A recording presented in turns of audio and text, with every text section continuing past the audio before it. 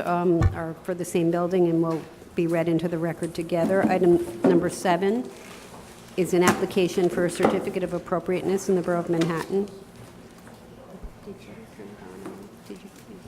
In Borough of Manhattan, docket number 12-8640, block 1503, lot 56, 1290 Madison Avenue in the expanded Carnegie Hill Historic District.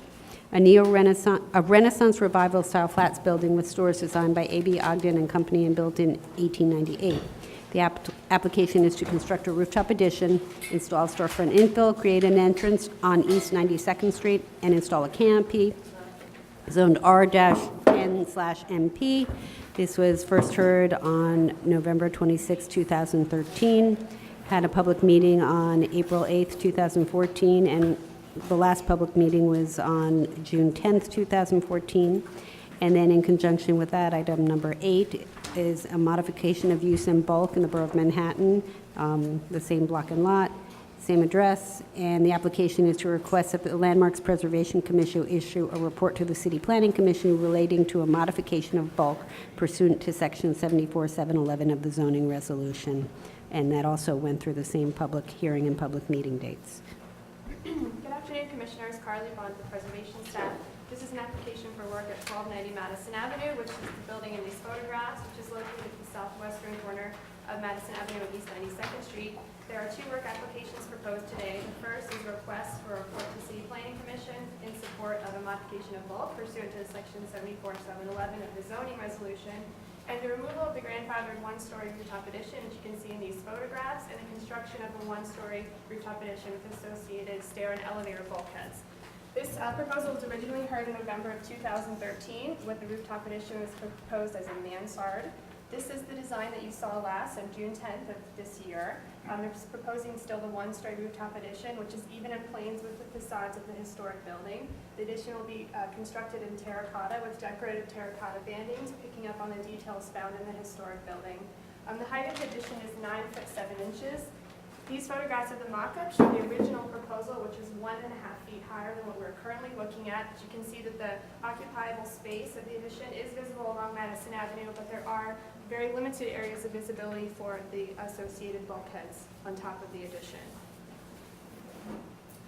So at the previous public meeting, the Commissioner comments asked the applicants to restudy the detailing of the rooftop addition, to make the cornice at the top of the addition a stronger element, and to consider putting the historic cornice at the top of the proposed rooftop addition. The historic cornice is currently absent, so they're proposing to restore the cornice to match the height and projection based on historic photographs. The cornice will project 3 feet from the building facade.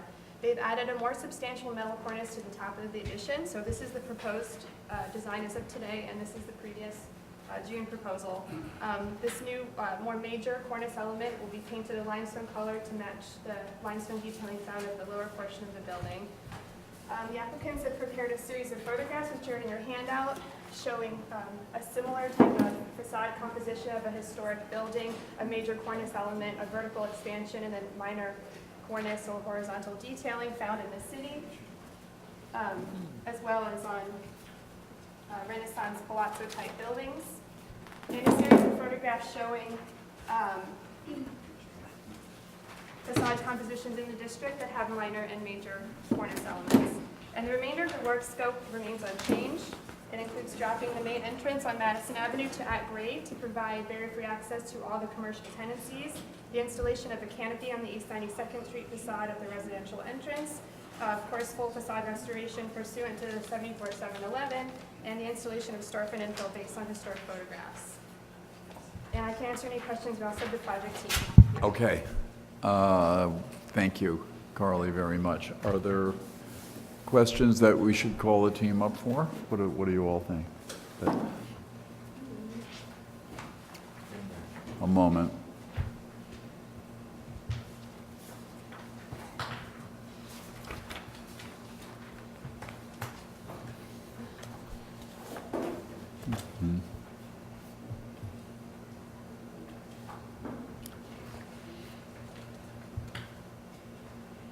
Anything the team wishes to add, so while we're on this, not requiring it, but if so, we'll open the hearing for a moment. Motion open, second, without objection. Anything now, just in case? I'll wait to respond. Okay.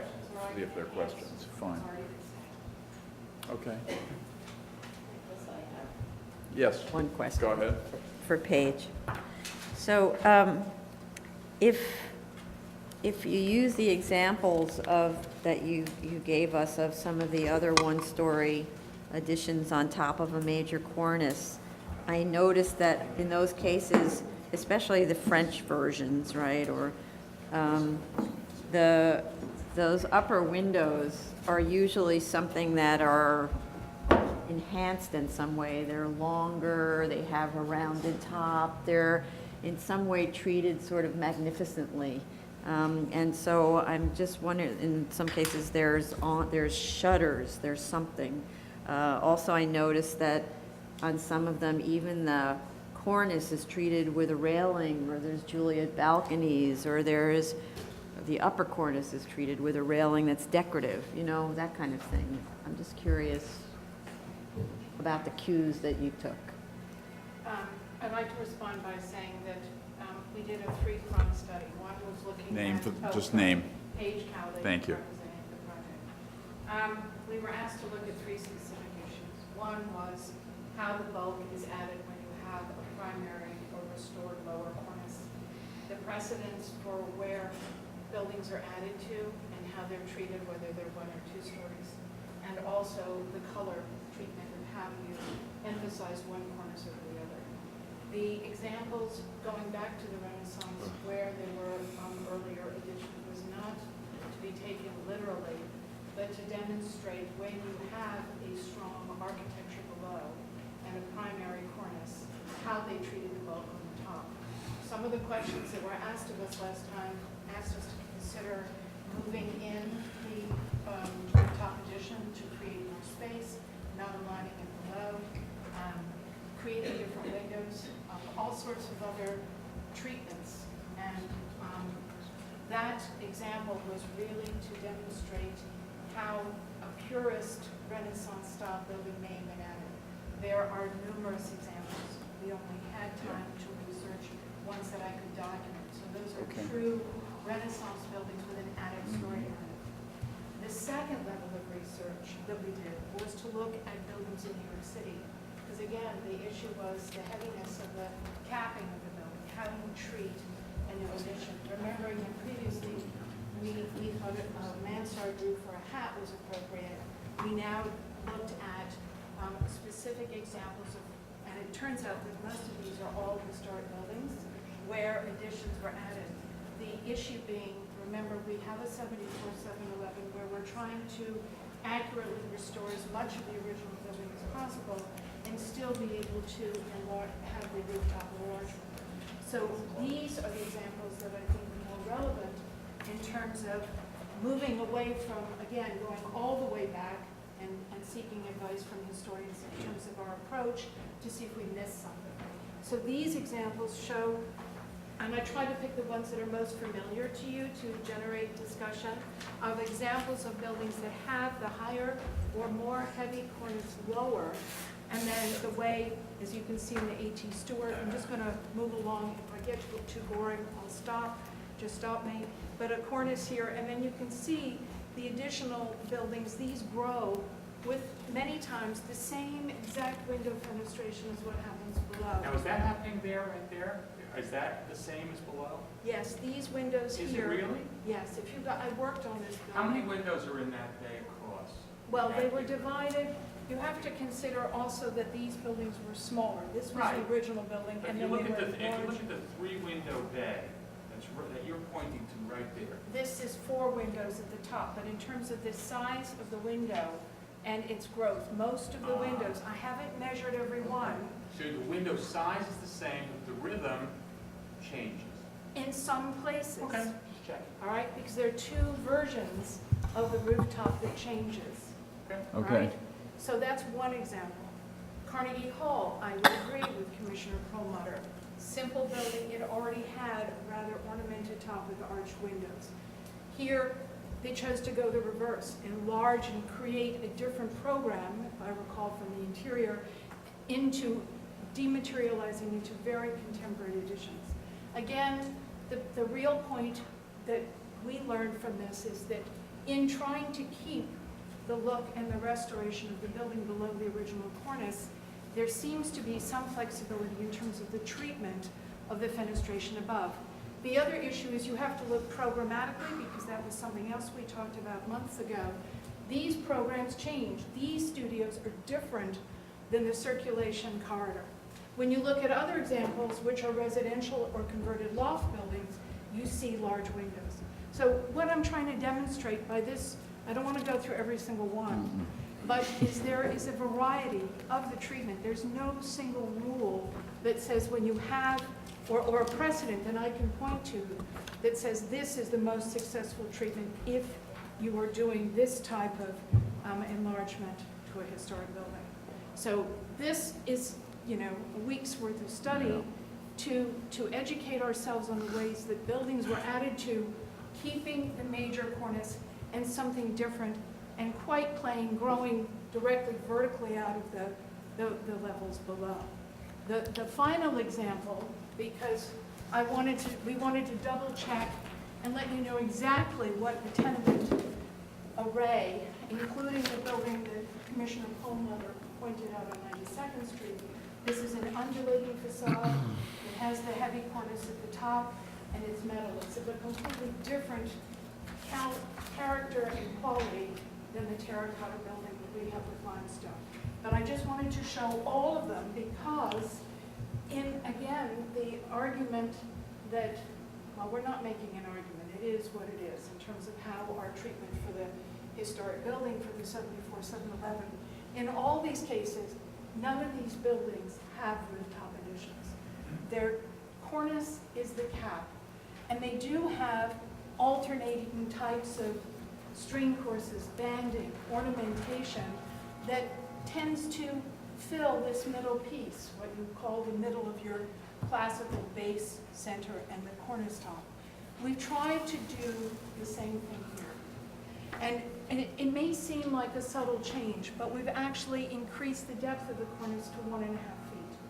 Its projection is now 1 feet. We've added another piece underneath it to strengthen its appearance. We are doing the terracotta, again, I think it is the appropriate material when you look at the examples of how buildings grow upward to try to respect that material and not try to compete with limestone or a new material, because the limestone elements are so clearly defined as a special feature on the bottom of the building. The idea is that the building can grow, and you can see this was then and this is now. Okay. Okay. Any other questions? Go to discussion. Fred, please. Sorry there. Okay, thank you. Thank you, Paige. I'm convinced. I think we've asked this applicant to do a lot of research to convince us that adding an attic floor, so to speak, to a Renaissance-style building on the Upper East Side is appropriate as it's been handled. There are probably other ways exactly of detailing some of the top pieces of this, but I think we've gotten as close as we're going to get, and I, for one, appreciate the rigorous research, going right back to Rome, where so many things do come from, even in New York. Really, I mean, I think we've said it all over several hearings now, and I think this is good, literate architecture, and it should be approved. And the modification of bulk, too, we have, which is number 8. We do them together, right? Yes. Okay, fine. Okay. Michael.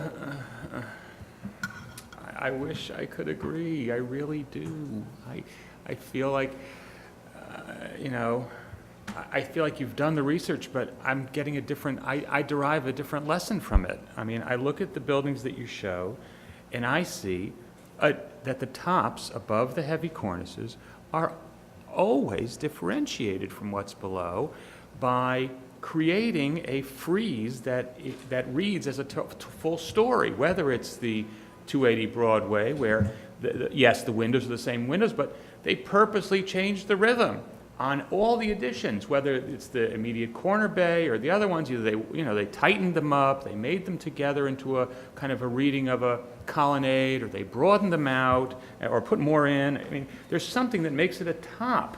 The same thing can be said for the Stearns Dry Good, 40 West 23rd, where the number is the same, the alignment is the same, but the articulation is changed to create a lighter, more continuous colonnade that reads again as a top, which is again heralded by the crenellations above it, or the cresting.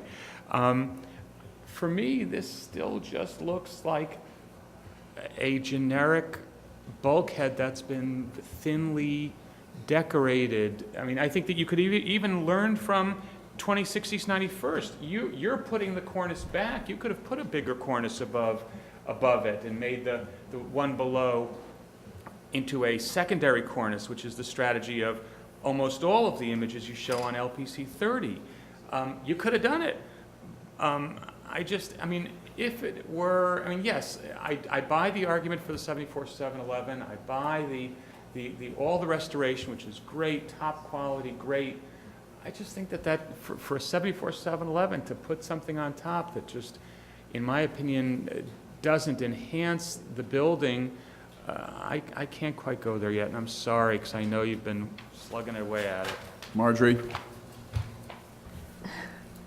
I'm afraid I'm in the Michael camp, because there's so many great examples right here, and I'm kind of not proud about which one gets selected. I don't think you need to stay even in the existing vocabulary of this building. I don't think you need to stay with a square-headed top. I think you could even add an arch, or you could collect the windows in a way that's not collected on the rest of the facade, or lots and lots of other things, but there is like a heraldry about these top floors that isn't in this application, and it kind of seems to me that it would be easy to do it. That's the other thing. I don't think it would take a lot. It's almost one more little thing, and then you'd be there. So I'm sorry, but I do agree, because it's partly because it's a 74-711. I just wanted to add one thing. I think one clue could be for this building to look at its essential divisions. It is an ABA, it's a 3-bay building, right? It's got a corner, it's got a bay window, then a blank area, then a center panel, then a blank area, then a bay window. And the fact that the top floor has the horizontal terracotta banding to make it continuous is trying to kind of erase that distinction and make it top. But I think that part of the problem with the scheme as it is and as it was last time is that it really just it does neither of the two things. It neither bands itself across horizontally effectively enough to create a real top, as let's say a colonnade would, or nor does it re-emphasize the tripartite quality of the building below it. So it might be a clue to look at that. Michael Devonshire. I'm in Fred's camp on this one. I think the amount of research, exhaustive research, is worthy of this building. Is this a masterpiece? I think perhaps not. And yet there are clearly deficient designs that preceded this. And for me, what makes this successful, I agree that perhaps the window rhythm could change, but for me, what is successful about this is that it does not take on a life of its own as a cap for this building. And what it does is aggrandizes the building below it, and because of that, for me, it's successful. Yeah, I had the same reaction, which is there are lots of things you could do with it. And yes, there are other tops on buildings which are more elaborate, but I actually like the fact that it was fairly simple and not calling more attention to itself than the building, and therefore, from my perspective, as Michael was just saying, that it puts more focus on the building and makes this a subsidiary top, which I think is actually important to me anyway in this context. And the decoration on the building itself is, just the existing building is kind of just at the right level, I think. And I think this sort of simple top with the better cornice is successful for me. So. Okay, Roberta? Okay, so I think that it is, and I guess I thought before that this is an approach that could be considered appropriate. So I think in terms of the height and even the placement of the windows, that it could still be appropriate. But for me, I just think that it sort of misses an opportunity to be a little bit more robust in terms of maybe the copings could be just bigger. I think that I just think that there's something to be done with it still, but I think that overall it's acceptable, it's appropriate. Okay, Chris? Yeah, I understand the Excuse plea me. for differentiation, but I think it's as grand as it should be. Okay. Okay, on a vote on this, then? Yeah, I guess. I mean, Okay. so there's nothing that can, so if I'm voting for it, then that it is as Yeah. it is exactly now. Correct. Okay, so we'll close the hearing, please. Motion second. And Michael Devonshire, please. Be okay. Number 7. Do number 7 first. Oh, sorry, sir. Yeah. Wait, 7 and 8. I In do the matter of support 1290 Madison Avenue, the expanded Carnegie Hill Historic District, an application to construct a rooftop addition, install storefront infill, create an entrance on East 92nd Street, and install a canopy. I recommend approval. Finding that construction of the proposed rooftop addition will not eliminate any significant architectural features, that the building was altered prior to designation with removal of its cornice and the construction of a large, highly visible rooftop addition, that the proposed work would recreate the original cornice, thereby restoring a significant feature to this building, that constructing an addition above the cornice with simplified architectural details and materials that are based on the building below was an historic way to enlarge buildings, and therefore the proposed addition would relate better to the historic building than the existing modern addition, that the presence of the addition on this building will relate well to the varied streetscape which features many building types and styles, that the replication of the large missing historic cornice provides a clear transition point to the addition and diminishes the presence of the addition, that the addition will be clad in terracotta and will feature a cornice cap and decorative banding to correspond to the materials palette and design details of the historic building,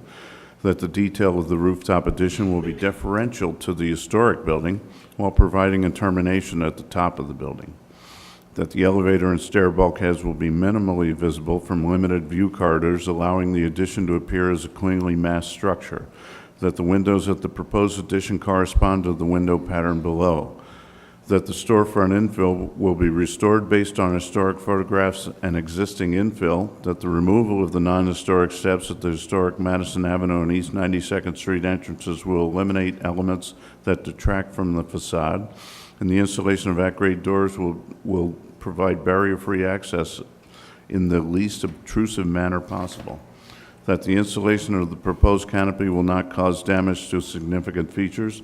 The modestly scaled canopy will not overwhelm or detract from the architectural features of the building, and the decorative ironwork of the roof does not detract from the architectural style and is typical of roofscape element within the district.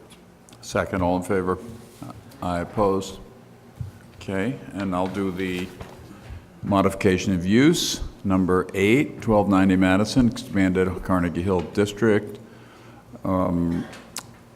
Recommend approval of this application to LPC to issue a report to the City Planning Commission relating to a modification of bulk pursuant to Section 74711 of the zoning resolution. Recommend approval, finding that the proposed restorative work pursuant to LPC 128640 will help return the building closer to its original appearance and will reinforce the architectural and historic character of the building, streetscape, and the Carnegie Hill Historic District, that the restorative work including facade cleaning, removal of non-historic facade cladding, return of the cornice, and the installation of the historic storefront configurations will bring the building up to a sound first-class condition and aid in its long-term preservation. That the implementation of a cyclical maintenance plan will ensure the continued maintenance of the building in a sound first-class condition, that the owners of the building have committed themselves to establishing a perpetual cyclical maintenance plan, which will bind all heirs, successors, and assigns, and subsequent owners of the building, and which will be legally enforceable by the Landmarks Preservation Commission under the provisions of a restrictive declaration, and will be recorded against the property. All in favor? Oh, aye. Opposed? Okay. Both carried. Thank you.